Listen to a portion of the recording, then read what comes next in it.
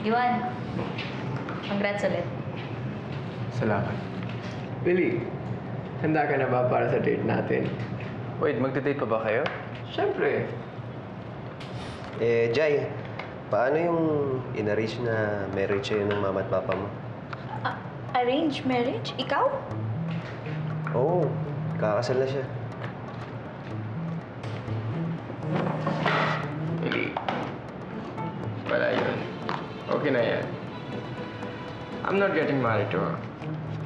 Kasi isa lang gusto ko pag-asalan.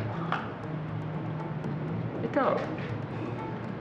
Ang taas din naman ng confidence level mo, no? Tigilan mo na yan. Walang kasal-kasal. Okay? Alis na nga ako. Tara, hatid na kita. Tol, araw ko ngayon eh. Ako maghatid sa kanya. Tara, Billy. Yuan, congrats ulit. Salamat. Bantayan niyo yung kambal, ha?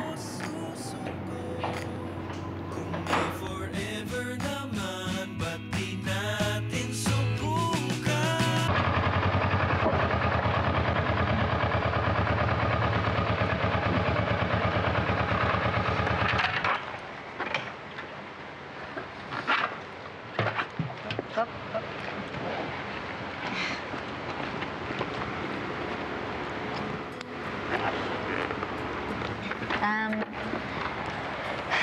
Salamat sa paghatid, ah.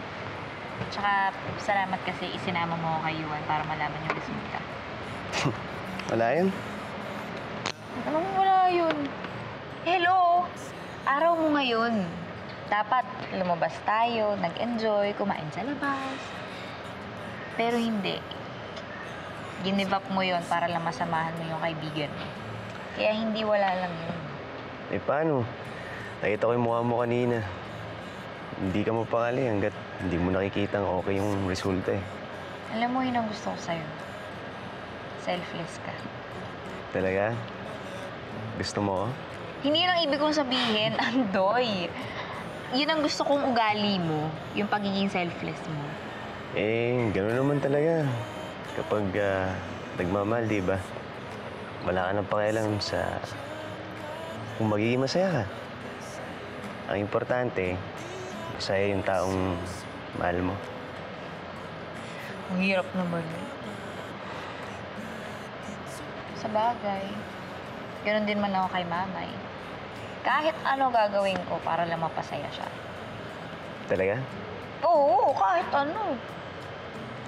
Alam mo, may nakwento sa akin si Tita Amelia kung ano yung magpapasaya sa kanya. Talaga, ano? Pagka ako daw yung sinagot mo. Ha? Ikaw makita ka pa. O siya, sige na. Tulog na ako. Salamat ulit, ha. Ingat ka.